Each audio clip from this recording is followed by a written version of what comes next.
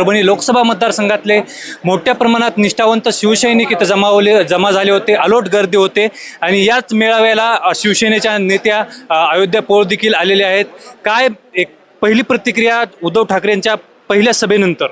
मला तर असं वाटतंय की तो एखाद्या, कारण त्याचे चेले चपाटे रोजंदारीवर ठेवलेले लोकांसहित तो स्वतः गद्दार बंड्या यापैकी कोणीही बोललेलं नाही. कारण तर तुमच्या सगळ्या, by the way thank you so much, तुमच्या सगळ्यांमुळे जो काही तिथला माहोल होता हा बंड्यापर्यंत पोहोचला. मला वाटतं तो कुठेतरी ICU मध्ये ऍडमिट झाला असेल, त्याला असा धक्का बसला, मायला मी तर गेलो, आता हे समदे लोक इथंच आहेत की र, असं त्याला वाटलं. तुम्हा सगळ्यांनी जे दाखवलं त्यामुळे त्याला बुखार आलेली आहे. आणि ज्या काही भावना आहेत, ज्या पद्धतीनं काल उद्धव साहेबांना रिसीव्ह करण्यासाठी, जसं राऊत साहेब म्हणाले की बंड्याला म्हणजे उद्धव साहेबांना रिसीव्ह करण्यासाठी बंड्याच्या अंत्ययात्रेसाठी निघालेली जी गर्दी जी होती त्याच्या इथं म्हणजे जो तुफान इथं प्रतिसाद मिळालेला होता, सगळीकडे गर्दी होती.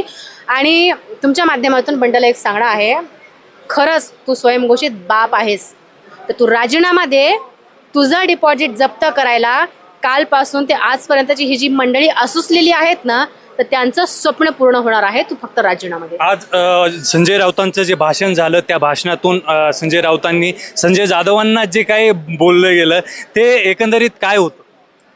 ते वंदनीय मोठे हिंदू हृदय सम्राट बाळासाहेब ठाकरे यांच्या तालमीत तयार झालेलं एक, ज्याला आपण तोफखाना म्हणू, एक असं एकदम असं ज्वलंत कट्टर, एकदम असं काय म्हणू, असं एकदम आपल्या गावाकडचं जे तापमान असतं तसं एकदम तळपतं नेतृत्व तयार झालेलं आहे.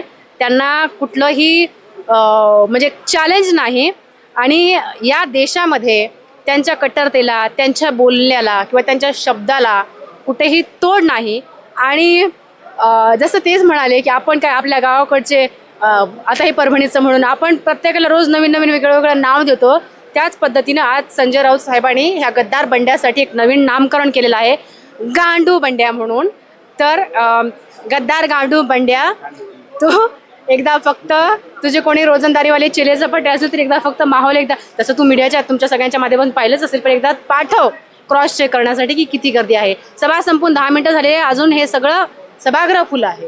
खासदार संजय जाधव ज्यावेळेस फुटून आले, त्यांची पहिली सभा झाली, त्यांनी ठाकरेंवर टीका न करता संजय राऊतांवर टीका केली होती. तू काय तुडवतो, तुझे काय बोलतो, तू फक्त लेखणीच्या जोरावर आहे, बाकी आम्हाला जे काय भोगावं लागतं, लोकांचे प्रश्न सोडवावं लागते, त्याच्यासाठी सगळा हा निर्णय घेतलेला आहे. हे माझी विनंती आहे दादा तुम्हाला, जशाला तसं बंडू जाधवला पाठवायचं, नाही तर तुमच्या चॅनलवरती पोस्ट करायचं. तू हरामखोरा, जर तू खरंच लोकांमध्ये गेला असतास, तू लोकांचे प्रश्न सोडवला असतास, मी विष्णू मुरकुटेसह त्या साधनाताई आणि अजून अन्य लोक होते, आम्ही याचा प्रचार करत होतो. लोक याच्या तोंडावरती ह्या मायचं ढुंगण, तुला आम्ही याच्या आधी निवडून दिलं, तू आमच्या गावाला रस्ता दिलास, आणि मग मी राहिलो की ठाकरे सांगा, मग आता मला द्या की निवडून, मी निष्ठावंत राहिलो की. जर तुला तुझ्या समोर लोक तुला आई बहीण काढून तुला मतदान करतायत, तुला प्रश्न विचारतायत, जर तू खरंच 10 वर्ष लोकांची कामं केला असतास, अगोदरची आमदार म्हणून 10 वर्ष, नंतरची 10 वर्ष, 20 वर्ष तू लोकांमध्ये गेला असतास, तर लोकांनी तुझ्या तोंडावरती शिव्या घातल्या नसत्या, लोकांनी बॉस आले, साहेब आले केलं असतं. पण तसं काही न करता लोकांनी तुला शिव्या घालून उद्धव साहेबांची निशाणी आहे, ठाकरेंची निशाणी आहे, मातोश्रीची निशाणी आहे, म्हणून लोकांनी मतदान केलेलं आहे आणि तुला निवडून दिलेलं आहे. तू काय कोणाचं काय, तुझ्या आजूबाजूचे दोन जे कालतोंडे सोटे लोक होते, तू त्यांचा उद्धार केला आहेस. तू आमच्याकडे माहिती आलेली आहे, तू काळी पिवळी, चला गंगाखेड परभणी करणारा तू आज 5,000 कोटीचा मालक, इथे निष्ठावंत लोकांच्या मानगुटीवरती बसून तू त्यांचे शेत वगैरे लिहून घेणं, तू ही अशी कामं केलंस लोकांमध्ये जाऊन. तू विकासाच्या गोष्टी आणि लोकांची कामाच्या गोष्टी तर बोलूच नकोस. तुझीच या इथल्या जिल्ह्यातल्या कट्टर शिवसैनिकांना बोलण्याची तुझी भाषा उर्मट, उद्धट, सगळ्यांना आई बहीण काढणं, ह्या अशा पद्धतीची भाषा आहे. त्याच्यामुळं तू आमच्या समोर खोटापणा करू नको. संजय जाधव म्हणतात की ज्यावेळेस विकास करायचा असतो किंवा सध्या महायुतीची जी सरकार आहे, या महायुतीच्या सरकारमधली जी लोक आहेत ते जे माल येतो, तो माल आमच्या पोस्टर पोहोचू देत नाहीत, म्हणून आता तो माल मिळवण्यासाठी मी शिंदे सेनेकडे जातोय आणि परभणीचा विकास करायचा आहे. तो विकास मागच्या 3 टर्ममध्ये झालाय का, पुढच्या 3 वर्षात होणार आहे का? खूप हास्यास्पद गोष्ट आहे. जे तू 25 वर्षामध्ये करू शकला नाहीस ते पुढच्या काही दिवसांमध्ये करणार आहेस का? उद्या जर समजा तुझं सदस्यत्व रद्द झालं, उद्या आणि इथं निवडणूक लागली तर एका दिवसामध्ये तू काय डोंबल्याचा विकास करणार आहेस? बरं ठीक आहे, तुझ्या म्हणण्यानुसार पुढचे 3 वर्ष जो काही समजा तुझं होणारच नाही, 3 वर्षामध्ये तू काय विकास करणार आहेस? तुझं 5,000 कोटीची तुझी प्रॉपर्टी आहे ती 10,000 कोटी होणार आहे? स्वतःचा विकास करणार आहेस? मी अजून सांगते, तू तुझ्या घरातल्या, अरे तू तुझ्या स्वतःच्या सख्या भावाचा झाला नाहीस, तू तुझ्या स्वतःच्या सख्या भावाचा विकास करू शकला नाहीस, आणि तू जिल्ह्याचा तू लोकसभेचा काय विकास करणार आहेस? खोटं आणि थोतांड बोलायचं नाही, आम्ही तुला एक्सपोज करू. एकंदरीत ते म्हणतायत की माल गोळा करण्यासाठी जातो. कोणता माल? इथं त्याचे जे माल चालू आहेत ना, गुटखा, मटका, रेती, गांजा, सुपारी, सगळं प्रत्येक ह्या गोष्टीमध्ये त्याचे जे पर्सेंटेज आहेत, मग हे म्हणजे कुठेतरी हे बंद होत आहेत आणि पुन्हा ते तसे सुरळीत, कारण त्या सगळ्या कारवाया चालू आहेत ना, त्याला तसे प्रेशर करतायत की आम्ही तुझं गुटखा बंद करू, मटका बंद करू, रेती बंद करू, आमच्याकडे ये. मग या सगळ्या गोष्टीतून जो काही माल मिळणार आहे तो माल कमवण्यासाठी आणि हे त्याचे काळे धंदे टिकून राहण्यासाठी हा तिकडे गेलाय. त्याच्यामुळे हा माल हा शब्द वापरतो. ज्यावेळेस त्यांचे फुटून शिंदे सेनेत गेले त्यावेळेस अयोध्या पोळ यांनी जी काही मीडियाला बाईट दिली त्याच्यानंतर तुमच्यावर मोठ्या प्रमाणात टीका झाली त्यांच्या समर्थकाकडून. त्या टीकेला कडे तुम्ही कसं बघितलं? कसं आहे, जेव्हा आम्ही मुद्दे मांडतो, तुम्ही मुद्द्याने उत्तर द्यायचं हे तुम्हाला कधीच जमलं नाही. याच्याच एका हरामखोर चमच्यानी श्रीकांत शिंदे आणि संतोष बांगरला, इथलीच नालायक बाई, इथलीच बघा, एवढी किंमत माझी मोठी की माझ्या एका फोटोचा त्या हरामखोर बाईला इथं जिल्हा प्रमुख केलेला आहे. ते माझ्या घरातले, मी स्पोर्ट्स पर्सन आहे, पालम तालुक्यात जाऊन विचारा, मी लहानपणापासून शॉर्ट कपडे घातलेले आहेत. त्याच्यामुळे ह्या परभणीच्या लोकांनी जे मला छोट्या कपड्यांमध्ये पाहिलं होतं, ह्या हरामखोर बाईमुळे, ह्या बंड्यामुळे, ह्या बांगरमुळे, त्या श्रीकांत शिंदेमुळे सगळ्या महाराष्ट्राकडे, याच्यामध्ये काहीच नाही.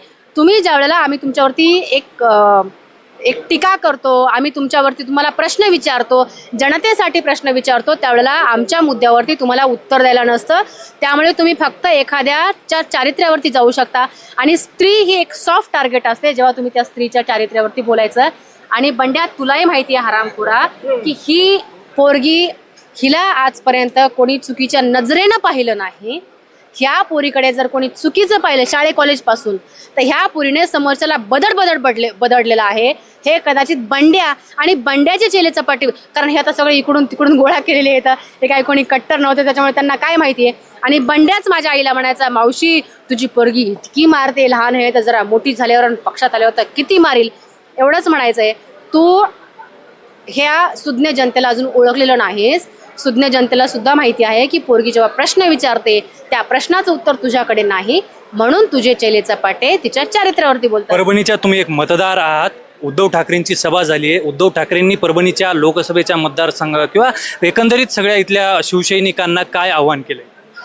उद्धव साहेबांनी जे आव्हान केलं आहे ते आपण सगळ्यांनी पाहिलेलंच आहे. आणि या जिल्ह्यातल्या पिढ्यानपिढ्या शिवसैनिकाला कधीही आव्हान करायची गरज पडलेली नाही, कारण तर शिवसैनिकाची, इथल्या मतदाराची नाळ ही नेहमी मातोश्री ठाकरेशी जोडली गेलेली आहे. त्यामुळे जेव्हाही परभणी जिल्ह्यामध्ये गद्दारी झालेली आहे, त्या गद्दारीला उद्धव साहेबांचा, मातोश्रीचा, मोठ्या साहेबांचा आदेश यायच्या अगोदर इथल्या सगळ्या प्रत्येक मतदारांनी त्या गद्दारांना म्हणजे त्याचं प्रत्युत्तर दिलेलं आहे. त्यामुळे मातोश्रीचं आणि आम्हा सगळ्यांचं किंवा या सगळ्यांना आव्हान करण्याचं तर काही आवश्यकताच कारण नाही. कारण आव्हान कोणाला केलं जातं? इतरांना आव्हान केलं जातं.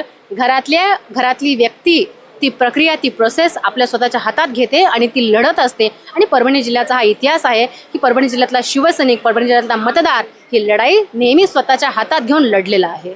परभणी जिल्ह्याचा शिवसैनिक हा निष्ठेची लढाई घेऊन सतत लढत असतो आणि तीच लढाई लढण्याची प्रेरणा, ऊर्जा उद्धव ठाकरेंनी दिल्याची भावना शिवसेनेच्या नेत्या अयोध्या पोळ यांनी दिल्याची आहे. story.com साठी राजेश लटपटे, परभणी.